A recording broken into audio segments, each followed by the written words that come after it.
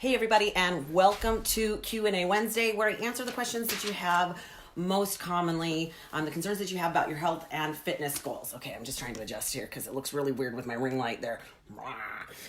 Hey, I know that I have moved this to Fillmore Fitness, but honestly, it's just so that we can get some analytics and trying to get really people converted more to this site versus my personal page.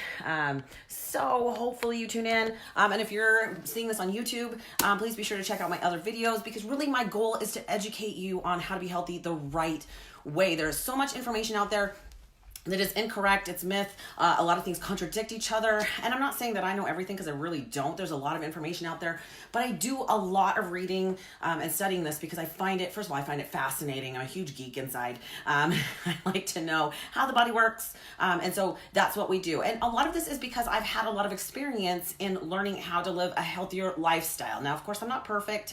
I'm not immune to things like M&Ms that you saw in my picture today. Those aren't my M&Ms though, because I would probably choose the caramel ones. But you know, I know I have better coping skills than I used to. So when I come up with these ideas, it's because we've dealt with that in my family, or, you know, hopefully I can help you to find an answer and something that works for you. Now, one of the things I find most interesting, because I work with a lot of people who really struggle, maybe they're having a stressful day and, you know, they're in the pantry and they're digging out the Cheez-Its, or, you know, something that's in there that sounds kind of healthy, but, you know, it's there because they bought it for the kids, right? Well, that's not really a great idea either. And we're going to talk about why that's important, not only to not have those kind of foods in the house because they're temptations, right? But also because you're teaching your children how to eat unhealthy. And of course, you are their very best example. So if even if you are bringing it home and saying, well, this is for my kids, you know, again, that's not the greatest idea. So we're going to talk about that tonight. But let me just tell you a little bit about my background and what I used to think was healthy snacks for my kids. Now, I'm not saying that you shouldn't ever snack or bring snack foods home. What I'm saying is you got to make better choices when it comes to what you count as snacks. And most of us tend to think of something that's very highly processed, high in sugar, and we don't realize that it has so much sugar or that it's so unhealthy for us because it's marketed as an unhealthy option. I mean, come on, I remember thinking, pretzels were a healthy option. You guys, that is just pure processed gluten. Even if it says gluten-free, it's still a processed food, which means it's going to break down in your system faster and turn to sugar faster. Whether that has gluten in it or not, it's still an unhealthy option. I was just at the grocery store and walked by a little display of Snackwells, and that just drives me bonkers because, you know, they're cookies, right? And they're absolutely promoted as being something very healthy because they're low fat, which of course is BS. They're not healthy. They're full of sugar. Think protein cookies. You know, those, whatever they are, Ben and Larry's protein cookies, whatever. Dude, those have 30 grams of sugar in the full cookie because it is 2 servings. So again, just because they promote it as being a protein cookie or a protein ice cream, yes, it might be a little bit of a better option, but there's 2 downsides to that. Usually when we think it's a healthier option, we allow ourselves to eat more of that product, right? Think Oreo Thins, but also because that doesn't negate the garbage in it that is going to affect our body in a very unhealthy way. It's really frustrating that these companies are allowed to market in a way that makes us think, wow, that sounds healthy. That sounds good for my family. I'm going to bring it home, when it's really not. So things I used to think that were healthy for my family, fruit snacks. I mean, come on. It has the word fruit in it. The fruit snacks should be healthy, right? Well, they're pure sugar. They're really no better than eating gummy, candies. So, and granted, a lot of them will promote now that they don't include high fructose corn syrup. Doesn't matter. Oh, it's made with honey. That's great. It's still sugar. So again, you really have to know what they're talking about. You have to educate yourself. That's really important. You know what? Nobody's going to do it for you. You have to be your own advocate and your family's advocate. Moms, you got to know what you're putting on the table, because yeah, chicken nugget sounds great, but do you really know where it came from? So be very smart about that. Granola bars. Granola bars are not a healthy option. They contain a ton of sugar. So now you're adding fats and sugars and processed food, and your body's going to store that. Every time that you eat something that is highly processed and high in carbohydrates, especially sugar and refined sugars, it's going to spike your insulin. So I remember, my sister used to really react to sugar. It would really make her, hyper. And I remember the doctor saying that had nothing to do with it. And I'm like, okay, I call BS on that one, because I have watched children eat candy and then just bounce off the walls and then of course crash. And we do that as adults too. We just don't quite do it the same way necessarily. But it's just, yeah, it's because our blood sugars are going up and then it drops. And that's, our body can't handle that. That's where insulin resistance comes from. So granola bars are not a great option. I used to think Fiber One bars were healthy. Oh my God, that has so much sugar in it. You can't make me eat that, because it's, first of all, you might as well eat a candy bar. And secondly, all their synthetic fiber makes me bloated. It's really uncomfortable. So not a great option. Crackers, not a great option. We all fed our babies graham crackers and Nilla wafers. You guys, those are sugar. It breaks down into sugar, and sugar is a destructive item in our body. It causes inflammation. It's been proven. If you're struggling with any sort of disease or pain or autoimmune disease or arthritis, you gotta stay away from these products that are causing the inflammation in your body.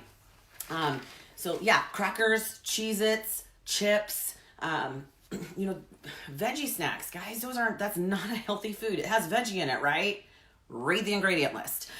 They're not really great options. Again, they're going to just try to market it to you and promote it in a way that sounds healthy, because of course they want to sell products. But if it's processed, it has additives and preservatives that makes it shelf stable, and those are toxins. It's going to have, a lot of them have coloring, the red caramel number 5 or whatever. Those are really bad for you. So again, you just have to make good choices, and we'll talk about what some of those good choices can be. I just want you to know that I come from a background of being in the same boat where I just didn't know any better. I had to educate myself. So things that you got to stay away from, anything that's a shelf-stable processed food. Wow, when did muffins and donuts become a breakfast food? They are a dessert, because again, it's highly processed carbs. It has rich flour, okay. So here's my thought on this. I don't care if you think, well, I'm just bringing it home from the kids. Again, if it isn't good for you, why is it good for them? That makes zero sense. And I know that you think, well, they're resilient. They're going to, they bounce back. They have a high metabolism. They can burn this off. Okay, but just think about whatever they're putting in their body now affects them as an adult later on. Where do you think cancer comes from? It's from years of putting highly toxic foods and environmental situations into their bodies. So if we're doing that as their parents, we're kind of like on the hook for being part of their situation. We have to teach them how to eat healthy, whole, clean foods. And these things don't count as that. So again, if it's not good, do you really want them to be in the same situation you are? If you are a type 2 diabetic, or have insulin resistance, or have any sort of metabolic disease, that's what you're going to create. Don't do it. Don't do it. It should scare you to death. But of course, this is the standard American diet, and we're all wondering why our nation is so obese and has such a high issue of disease. And of course, our costs of healthcare are skyrocketing, and nobody talks about prevention, which is eat for nutrients and health instead of just for calories. I get that there's a time and a place to, maybe have a bowl of ice cream, but you can't do that every day. So again, the snacks that you have on hand need to be of better quality, and that's a big part of that. I will tell you that growing up, part of it, my first instance of feeling heartburn was about age 12, which is honestly about the same time that I went on my first diet. And I didn't know what the heck it was. It was just that tight burning sensation up in my throat. That's not normal. That shouldn't be happening. And of course, as a 12-year-old, that definitely shouldn't be happening. But most adults, to some degree, have some sort of heartburn when they're eating things. And it can be the spicy foods that you're ingesting, but it's sugar. It's your body trying to react to what you're eating. Plus, if you're not eating those whole, clean foods, your body stops producing the enzymes that help break those foods down. So case in point, I'm burping what I had a little bit earlier for dinner. Case in point, when we stop breastfeeding as babies, or when we stop having milk and formula as babies, we stop producing the enzyme lactase because we no longer need to have dairy products or milk. And so a lot of us do as adults, I'm going to say a good portion, I think I heard like the statistic is like 75%, are lactose intolerant. And it's honestly because we're not supposed to necessarily utilize milk. That's something that, again, babies are raised on. So, part of it is making sure that you're eating the foods to continue to produce the enzymes that break those things down. And when we don't, a lot of times we have that acid reflux, especially if we're taking proton inhibitors or, Tums and things like that to help kind of get rid of it. The wrong thing happens. Our body kind of bounces the wrong direction. So, it's unfortunately we've been taught to focus on the symptoms and not the actual issue at hand. So we're trying to, try to deal with a cut and, a gushing aorta with a Band-Aid, and that's just not going to work. We got to get to the root of the problem and fix it first. So again, I do understand. Now, I know that some of you are saying, well, it's just in my genetics. And yes, you might be predisposed to having some issues when you get older. Type 2 diabetes definitely runs in my family. But there's also something called epigenetics, which is the environment that you put yourself in, and a lot of it's by choice, can actually play a huge role in that. So, case in point, if I don't eat a ton of sugar and highly processed food, although I am predisposed to have type 2 diabetes, and I do know this not just because it runs my family, but also because I've had gestational diabetes twice. I'm definitely in a position where, as an older adult woman, I very likely could have type 2 diabetes. And that is why they used to call it adult onset diabetes. The problem is, it's coming with earlier and earlier and earlier in the children. And that is a scary, scary statistic. So, the fact that I try really hard, and again, I don't always stay away from, I like chocolate. I just do. I'm a chocolate person. That's kind of my vice. But I don't eat it on a regular basis. I save it for something as a treat, or I make myself earn it, or for a special occasion, but I don't eat it on a daily basis. And I'm going to tell you, when I do have, I just was in Mexico for a couple of days, and we stayed at an all-inclusive resort, and I always feel like, when it's kind of like going to the buffet, you have to eat, you have to partake of the food there. And let me tell you, my body really quickly told me, I don't like what you're doing. I felt absolutely gross. I had a whole evening where I just laid in bed moaning and groaning because my stomach was bloated and angry. So, when you eat super healthy, your body tells you, hey, this is not the food for me.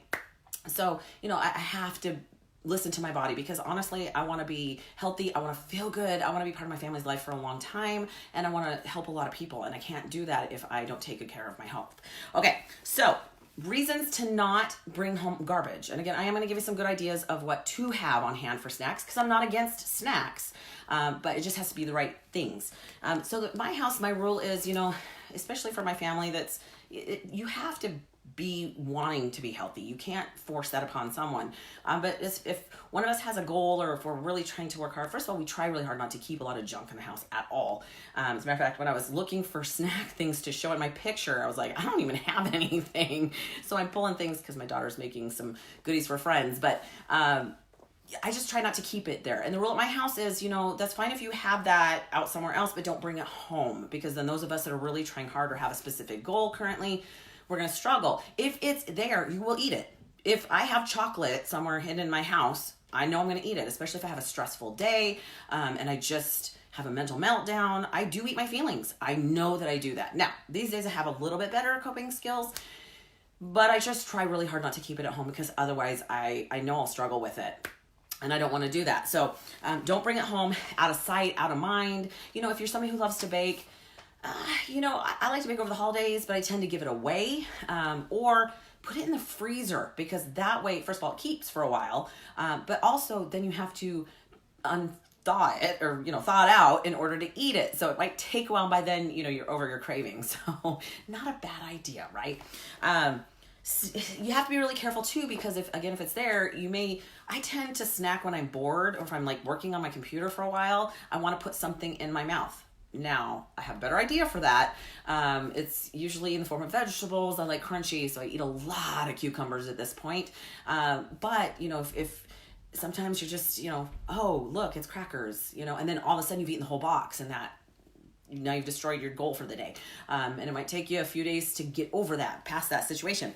The other issue is most of us, when we think of snacks, we do really think of a very high in carbohydrates, highly processed, low fiber product. And again, it spikes insulin. And so, we get this roller coaster with our energy levels and our blood sugar. You understand too much sugar in the blood is toxic. And so your body has to deal with it. So it spikes insulin, which takes that blood sugar and stores it away in a place that won't hurt you, which is adipose tissue or body fat.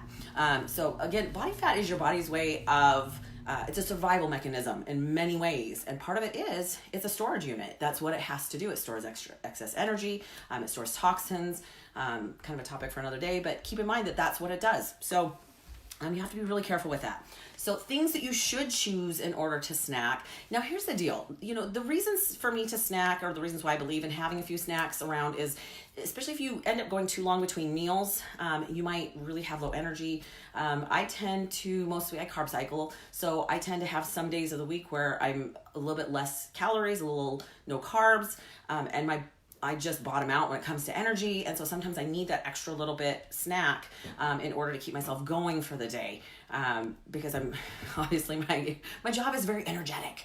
And I like to bounce off the walls. So keeping myself going is a good part of that. But the other thing too is if you go too long between meals, sometimes you get to that ravenous hangry point. Y'all know what we're talking about. I've seen plenty of memes where you'll eat whatever because A, you think you deserve it, and B, you're losing it, right? So in order to not hit that, sometimes it's a benefit to have a snack, or maybe you forgot your lunch. So having something that's portable, easy, and healthy with you is a great idea. Now I'm talking about things like, raw almonds, a low sugar yogurt. Notice I did not say low fat. I said low sugar. I don't necessarily like low fat because, again, when it's low fat, they've added sugar in order to improve the flavor, and sugar's the problem, not the fat. Your body doesn't treat fat the same as sugar. So, the two good yogurts that are out now that you can find at a lot of Albertsons, Safeway, even Walmart has started to carry those. I think Fred Meyer and Target do too on a limited basis, but it only has 2 grams of sugar, and it's a Greek yogurt, so it's higher in proteins. So there are things. Fresh fruits and vegetables. Now, again, fruits are not unlimited because even though it's natural sugars, it still can spike insulin, especially if you eat a lot of it without eating something else with it. So not a bad idea to include maybe a little bit of fats. Like you might eat a Granny Smith apple and some almond butter. Measure it, right? Sometimes it's a little easy to eat a lot of that and get carried away because you're not measuring it. This is not a tablespoon. This is. So there's some great things that you can have with you. Take a protein shake. I don't do a lot of the Premier protein shakes, but dude, they're yummy. That's when I very first started to figure out how to get healthy. I had those in my fridge and I use those as a snack. So there are some great options out there. Make sure that especially if it's a higher fat, because it is going to have a little more energy, it's a little bit higher in calories, that you portion control it. Count out your almonds or your pistachios or whatever works for you. Now, if it's vegetables, honestly, there's certain vegetables I don't even care how much you eat because they're so highly nutrient dense.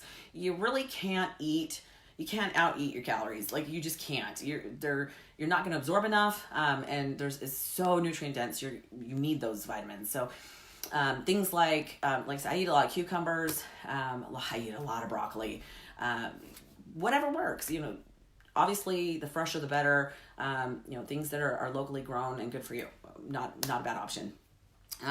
So the benefits, we talked about energy, we talked about helping you avoid binging, but the takeaway that I really want you to get is that number one, you are the very best example in your household. So, again, when you're bringing home the Cheez-Its and the whatever potato chips for your kids, you're teaching them something. You're teaching something very important, which is, that their health doesn't matter, and that's a little scary. So keep that in mind. And that, you're their best option for learning a healthy lifestyle. Create your own lifestyle and be their example of that. Now, it's okay to not be perfect. None of us are. You're not going to get there by being perfect. We all have our days. It's okay. okay, and it's going to take a while to get there. Be okay with that. That's the best way to do it, because whatever you do, whatever it takes to get you there, you have to keep doing to stay there, and that's super important. I know that you'll find your groove. You just have to go for it. Keep working towards it. And you guys, if you have any questions, you are always welcome to ask those questions, whether it's here by leaving a comment below. You can also message me directly on Facebook Messenger. I do ask people. I love to answer questions, and I get my best ideas from you. Some of the questions that I ask are directly because somebody asked me that week or the week before, and I write them down because if you're asking, somebody else is as well. So thank you guys. Have an incredible week. We'll talk to you next week on Q&A Wednesday. Have a good night.